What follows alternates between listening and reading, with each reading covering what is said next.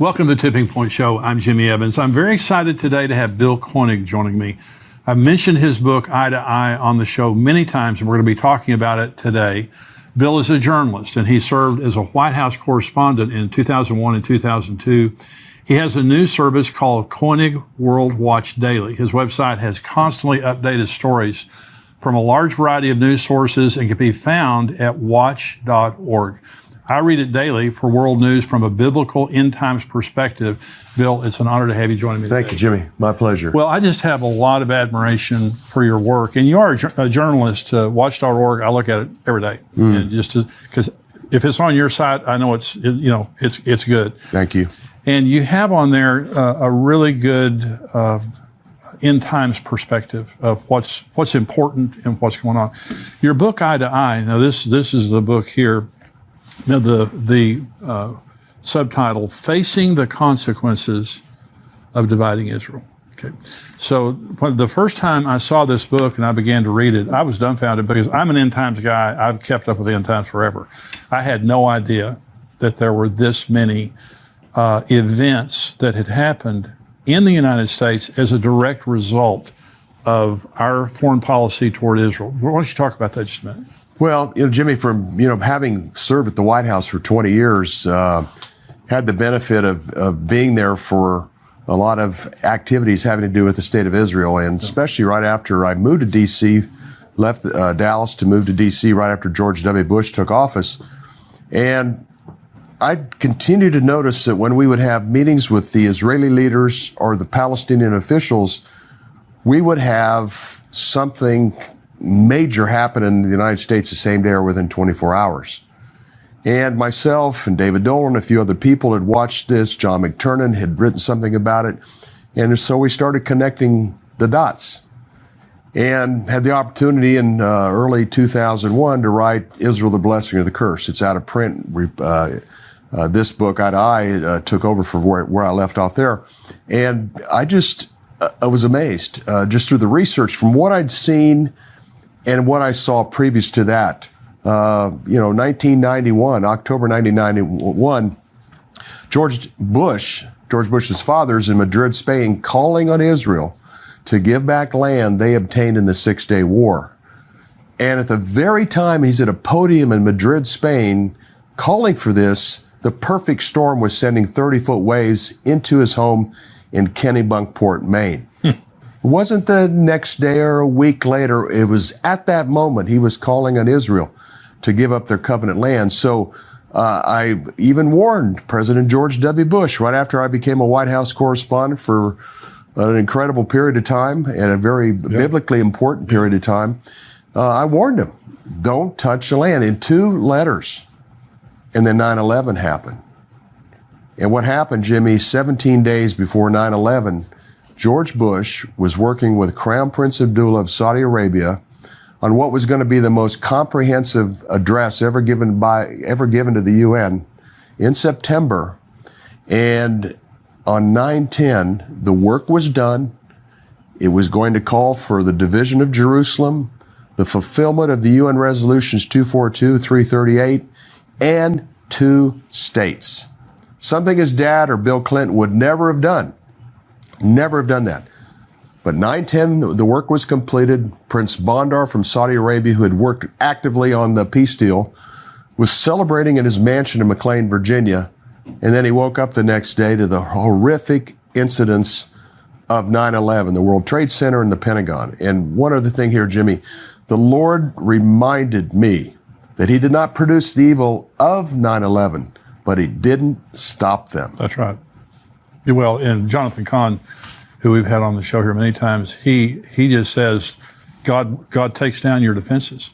The Harbinger, his book, The Harbinger, Absolutely. Talking about what happened to Israel. What happened here is God's not making it happen. He's just allowing it to happen but there's a direct cause-effect relationship between our foreign policy toward Israel and what happens. And these are many times, if not most of the time, historic natural disasters. Certainly 9/11, but natural disaster, and we're going to talk about Ian here in just a little bit.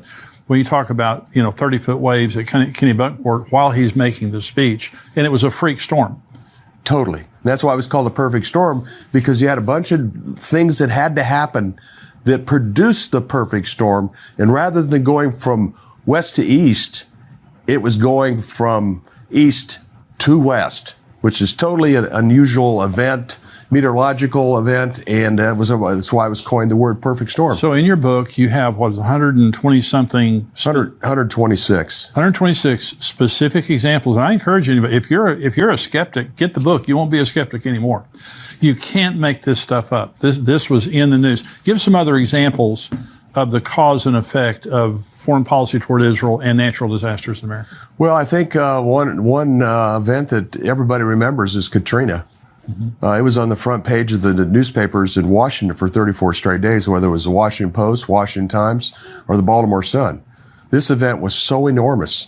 And what had happened is 9,500 Jews were forced from their home by the Schroen-Bush plan. And within a few hours of the final eviction of Jews that the Lord had put in their heart to occupy this land, a weather-related storm, even a remnant of a storm that was near the Bahamas, developed into a tropical depression, and within 48 hours it was Tropical Storm Katrina, then Hurricane Katrina. And it was devastating. And I had a friend that had been at the White House for quite a few years, 30 years actually, and she said that President George W. Bush never got over the consequences of 9/11 and Hurricane Katrina. Hey, that's significant. That's exactly right. So the Joel 3, God is saying, I'm going to bring all the nations in judgment.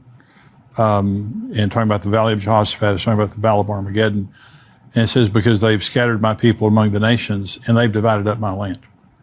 And so the premise of your book here is God is angry.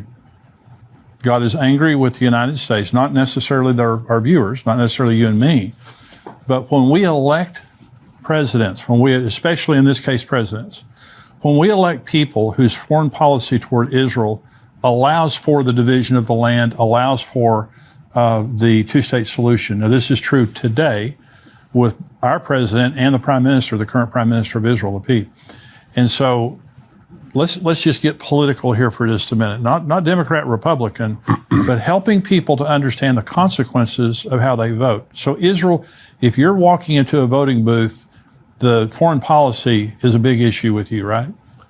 Without a doubt. And one other note, I have 126 events in eye to eye, and then we had about another 12 during President Trump's time in office. And we've had almost $1 trillion worth of weather-related disasters that corresponded to what we were doing with Israel at the time. And even beyond that, Jimmy, 9/11 cost us $6 to $7 trillion. Wow. And the coronavirus cost us $6 to $7 to $8 trillion. And both of those have a connection to what we're doing with the land of Israel. So to phrase this is the God of Israel, as you know, the God of Israel gave Abraham, Isaac, and Jacob the land from the Euphrates to the great river, the river in Egypt. Right. And this is the covenant land of Israel. Israel's never occupied that. No. But as you know, this is his land. It's holy land. And no one has the right to divide or partition, as you mentioned in Joel 3. This land is special. It's God's land. Yep. And anytime someone attempts to create an Arab state in Judea, Samaria, and East Jerusalem, the biblical heartland of Israel, there are consequences. And I also noticed the greater the pressure on Israel to divide this land, the greater the corresponding catastrophe. No, that's very interesting. So you and I were talking about, of course, I read your book, and now this is the way I think. And so whenever I see a natural disaster, I begin immediately to think. Record setting.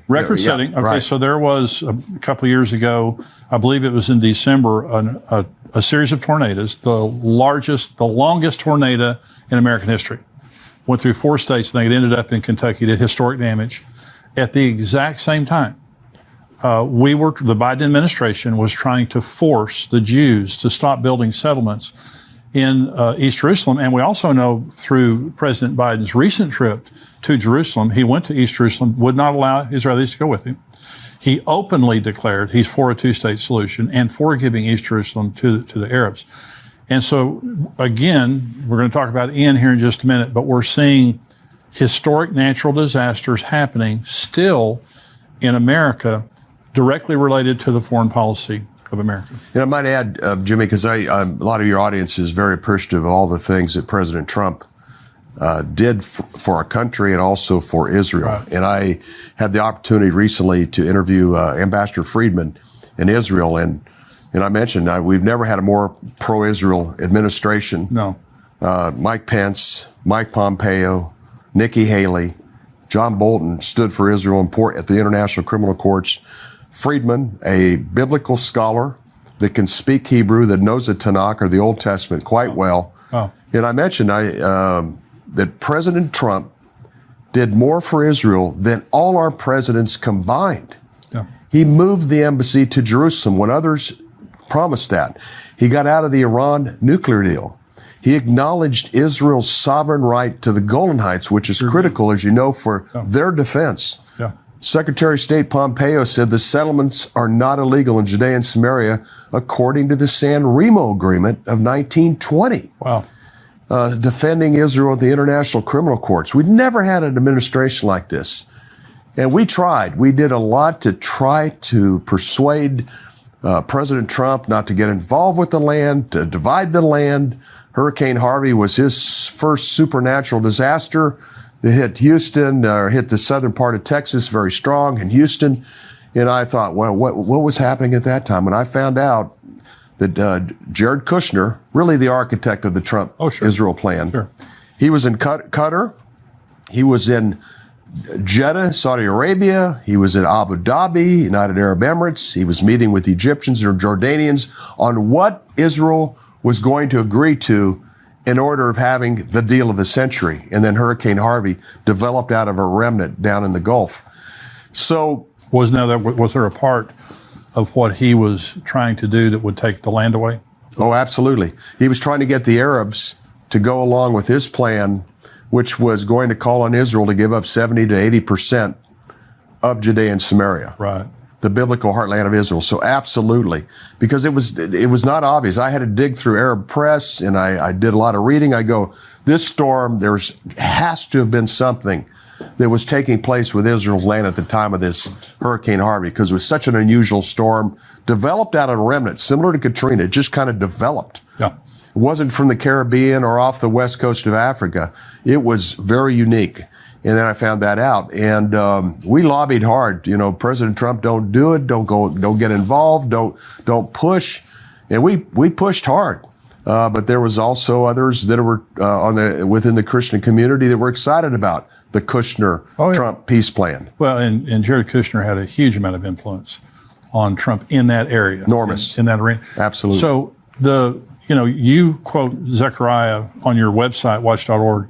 Zechariah 12, that God's going to make the Jerusalem a burdensome stone. Absolutely. And anyone who tries to touch it is going to be cut in pieces. Do you believe that we're living in that day, obviously, where Jerusalem has become the international issue and to those surrounding nations? No doubt about it. And I think, Jimmy, what's fascinating about all this, despite our president's errors, they are just accelerating final day events to the conclusion of an eventual peace deal. When I talk to audiences, I said, Bush and Clinton and George W. and Obama and Trump all had a biblical prophetic role. And I think what's important, and things really accelerated dramatically, January 28, 2020 at the White House, Trump introduced his plan with Benjamin Netanyahu in the audience, and very supportive of the deal. And he came up with a map that there had never been a specific map from the administration that his people put on Twitter. So 76 million people saw this map. And within about 41 minutes of the map being posted on Twitter, we had a 7.7 earthquake shake the Miami financial district. And usually, it's unbelievable. It is. It's unbelievable. And then that afternoon, according to Peter Navarro, things were breaking loose because of coronavirus. He was telling Fauci and Azar and Mulvaney, the chief of staff, my God. we need to do something. This is going to be a disaster. We need to close the air travel to China. Look at closing it to Europe. This is going to be a disaster. They laughed off Peter Navarro. Navarro says, okay, I'm going to put this in memo. Next day, January 29, he put a memo, says this is going to cost 1 million to 2 million lives. Wow. It's going to cost us $3.7, $3.8 trillion unless we do something serious. He wrote it to the National Security Council. Also, President Trump, that day they started their coronavirus planning task force. What also happened, Jimmy, within 24 to 48 hours, every major leader around the world said, no, we have our plan. There's a Trump plan, but we have our plan, the two-state plan. We want a balance between the Israelis and Palestinians. So you had Merkel, and then you had Johnson, and then you had Macron, the Arab leaders, Erdogan and others. So within 20 to 48 hours, along with the Vatican, they all established their position. 7 weeks later, we had 3 billion people in lockdown because of coronavirus worldwide. And the direct connection, and you're making the direct connection now. I absolutely loved President Trump's positions on Israel. Absolutely. So the one thing that he did wrong was to allow for the division of the land of Israel. Now, it's my understanding, I actually said this in a message, and someone corrected me in this, and I want to get your perspective on this. In the deal of the century, there was a part of East Jerusalem given to the Arabs. Is that correct or is that incorrect? Well, there's still a debate over that, Jimmy. He basically said Jerusalem's not to be divided. It's Israel's, but at the same time, there was some kind of behind-the-scenes language. It might have possibly carved a part of East Jerusalem out for the Palestinians to have a capital. You know, and I talked to Trump administration officials about this. They say, well, we never really expected the Palestinians to comply anyhow. They have a history of that. Sure. But nonetheless, they were going to be 70 to 80% of the covenant land of Israel, Judea and Samaria, was continuing. That narrative was continuing.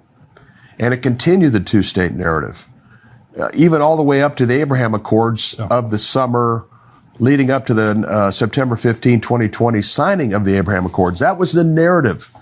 Arab plan, two-state plan, UN resolutions, and continue that, once again, that narrative of a future Palestinian state. Well, you said every president has had a role in kind of expediting the end times.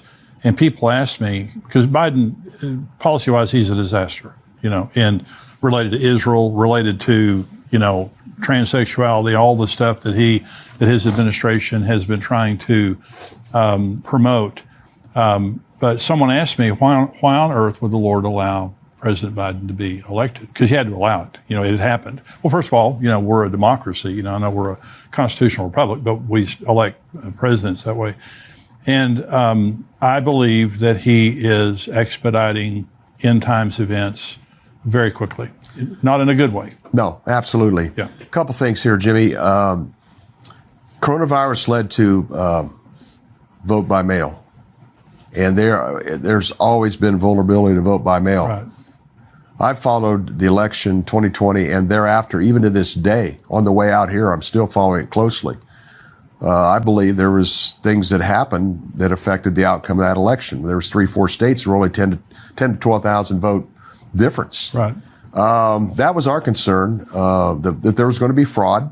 Yeah. He didn't win by that much because, 50, 60,000 votes in those 5 or 6 swing states, Trump would have been the president. But we had the opportunity to warn the administration that this could cost them politically if they went forward with this, and sure enough, it did. Absolutely. And that was a big concern, that if they went forward, it was going to be costly, even to the point that if you go forward, it could cost President Trump re-election.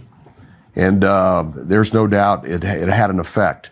Also, a quick note here, in the summer of 2020, there were some major record-setting hurricanes that all happened and occurred at the time of effort on the Abraham Accords. When they back off for a week or two or a month, nothing would happen. As soon as they got involved again, more hurricanes. Were they, in the Abraham Accords, were they promising to those Arab nations that there would be a division of the land of Israel? Was that a part of the Abraham Accords? Well, it was basic. What they said was, we'll stop the extension of sovereignty to 134 Jewish communities, which that's what the Arabs and the international community were after. Right. And that was part of the inducement, and then we'll move forward. My problem with the Abraham Accords, it keeps the two-state narrative going. Right. The Arab plan of 2002 was re-mentioned. Right. The UN resolutions 242, 338 were mentioned again. Right. And so that, my opinion, biblically, it's not even my opinion, biblically, Israel has the right to those 134 Jewish communities. Of course they do. Rightful extension of sovereignty. But what happened? We had a very disruptive summer, record-setting hurricanes. We had so many events, disruptive events, that they had to go into the Greek alphabet. It's incredible what was happening. But what's really interesting, September 15, 2020, in the signing ceremony at the White House, you got Netanyahu and the Emirates leader and the Bahraini leader and Trump. They signed the agreement, and down in the corner of the TV screen across the country is the signing ceremony and this new hurricane, Sally, that was developing into a monster storm. So the day of the signing, wow, it's on the screen. That night, Hurricane Sally came ashore in the southern Gulf Coast. The next day, Kushner's on all these networks talking about the Abraham Accord signing, and in the corner, once again, is this Hurricane Sally. One of my readers from the East Coast said, do you realize that Sally's Hebrew derivative is Sarah? Oh, gosh. So in other words, Hurricane Sarah, in the Hebrew name, was slamming into the southern Gulf Coast as the Abraham Accords were being signed. This was an emphasis by the God of Israel that the covenant land of Israel is for Abraham, Isaac, and Jacob, and not their descendants, because the narrative of the Abraham Accords is this land is for all descendants of Abraham. And then 72 hours later, Netanyahu goes home. Israel goes into a 3-week lockdown for Rosh Hashanah, Yom Kippur, and Sukkot. Right. And cost him 5 billion shekels. And that was one of the incentives of the Abraham Accord. We're going to make a couple $2 billion US dollars over the next couple of years. Well, they got a bad start because they're out 5 billion shekels right after the signing in the next 3 weeks. Well, one of the things that your book does, it did for me, and you're just making it even more vivid here, is there's a direct connection between the events that are happening in the world and what's happening in Israel. Israel is the apple of God's eye. Everything, when you go to the Bible, when the Bible says north, it's north of Jerusalem. It's south of Jerusalem. East is east of Jerusalem. God loves everybody. God loves the Arab people. But he has a special relationship with the land and the people of Israel. And so what you're saying is it's a special relationship in two ways. He blesses those who bless Israel. He curses those who curse Israel. And when you're actively working to divide that land, he takes it personally. Now, let me just say, because we're going to start talking about Hurricane Ian, the end of this age happens at Jerusalem.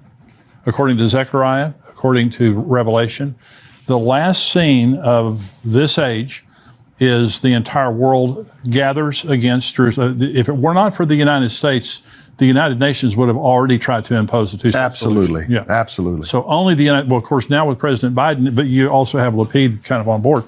But this thing's going somewhere is what I'm trying to say. The entire Bible is focused on the nation of Israel, and prophetically, it's all going to come down to the city of Jerusalem. And so this is a big deal.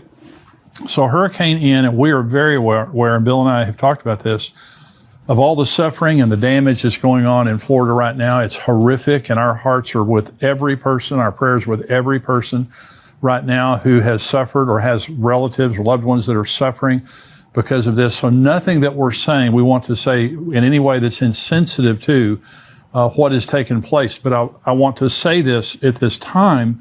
So I want to talk about the cause and effect here. Let's start with Hurricane Fiona, because there's a connection there, and then we'll talk about Hurricane Ian.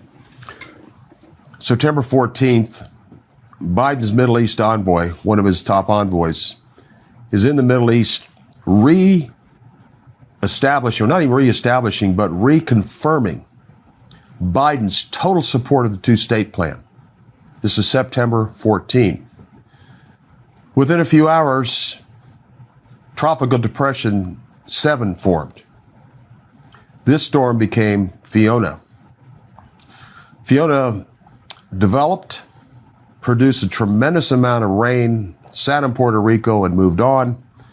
And then the following week, the UN meetings. Right. September 21st, Biden's at the UN and reaffirms his administration's commitment to the two-state plan. And this is a time to move forward.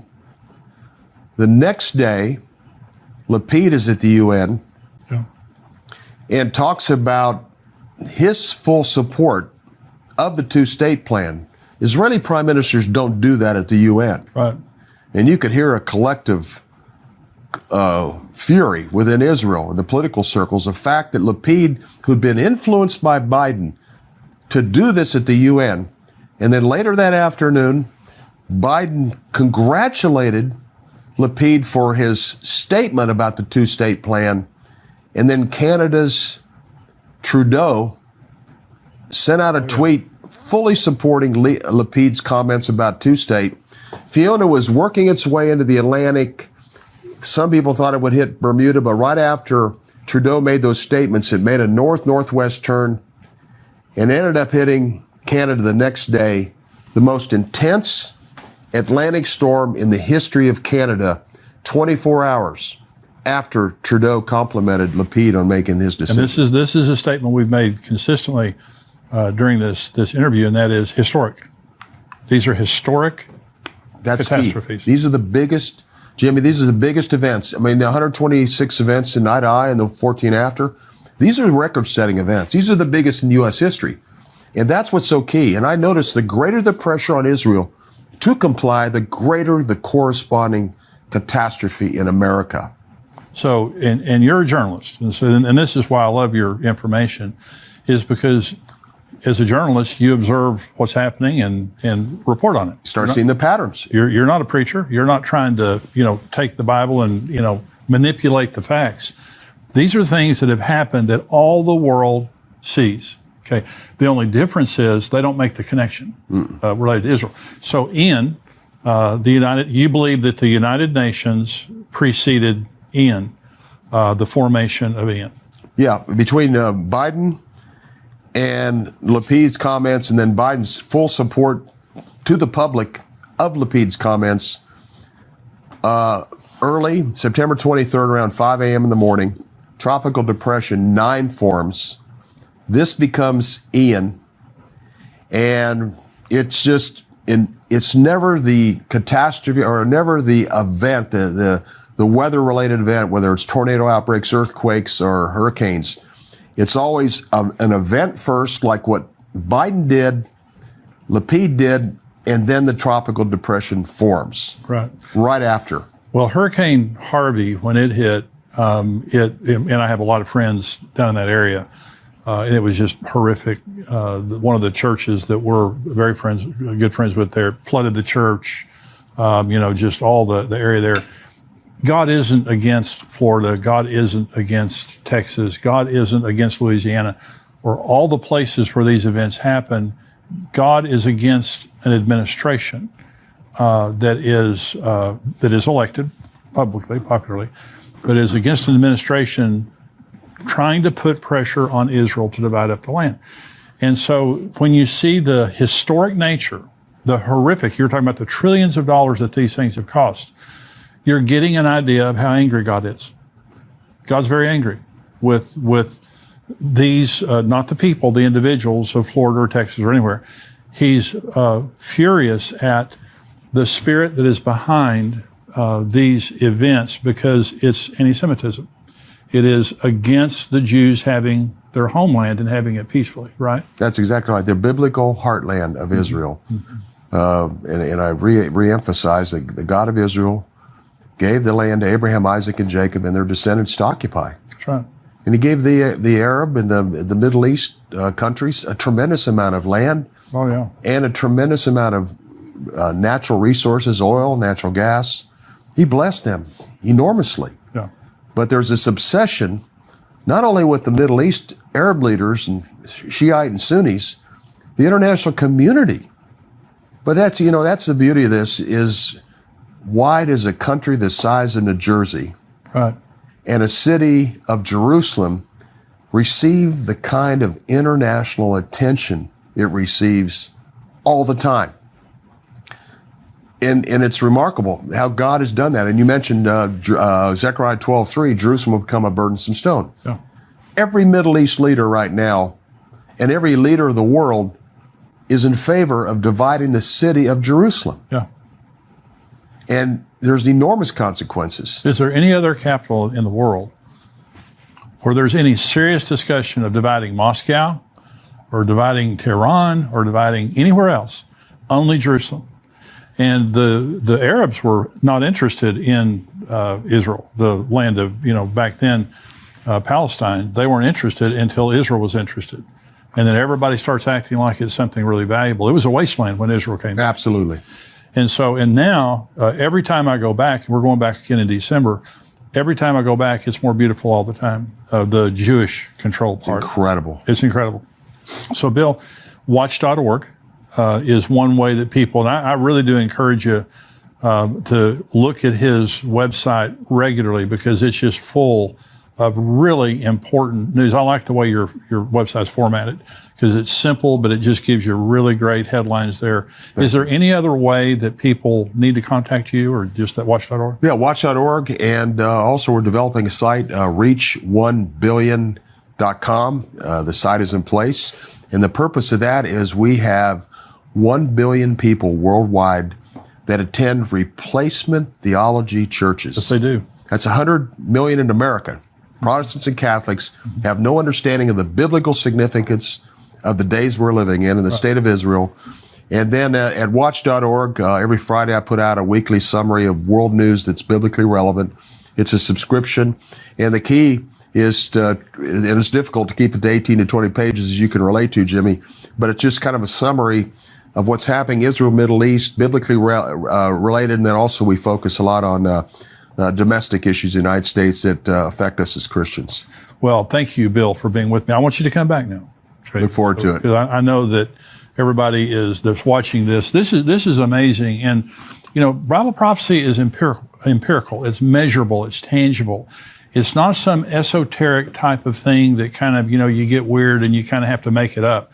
Israel exists miraculously for the second time, according to Isaiah 11. They exist. The things that the Bible said would happen in the end times are happening, have been happening for 74 years. And what Bill has done in this book, Eye to Eye, I really do encourage you to get this book. If this is something that's interesting to you, let me say this. If you have unbelieving friends or cynical friends, let them read this book, because this is talking about real life issues that are happening right now. These things are happening right now today. And once you've read this book and listened to Bill, it makes you think differently, because when you see these natural disasters that are happening, and then you see what's happening related to Israel, you begin to see there's a direct correlation. And so I do pray for this election that's coming up that people will get out and vote, and that you'll vote according to morals and vote according to values, and not just money and all the things that politicians promise, Republican and Democrat, but vote. And when the presidential election comes up, if we're still here, in 2024, we need to remember that the foreign policy of whoever we elect as President of the United States affects every single individual in a very big way. And when they have bad foreign policy related to Israel, we're all in danger because of that. And so, again, Bill, thank you for being with me. We're going to have Bill back again. Now, we have our subscriber-only portion of the program coming up. I'm going to be answering questions that you guys, subscribers, have written in. If you're not a subscriber, endtimes.com is where you can go. $7 a month, $77 a year. We would love to have you be a subscriber, and you get the entire podcast here. Plus, we have articles and videos that come out all week long talking about end times, talking about things that matter. So if you're not a subscriber, endtimes.com. $7 a month, $77 a year. Now, if you are a subscriber, you cannot watch the entire podcast on YouTube. You have to go to endtimes.com or respond to the email that we sent you as a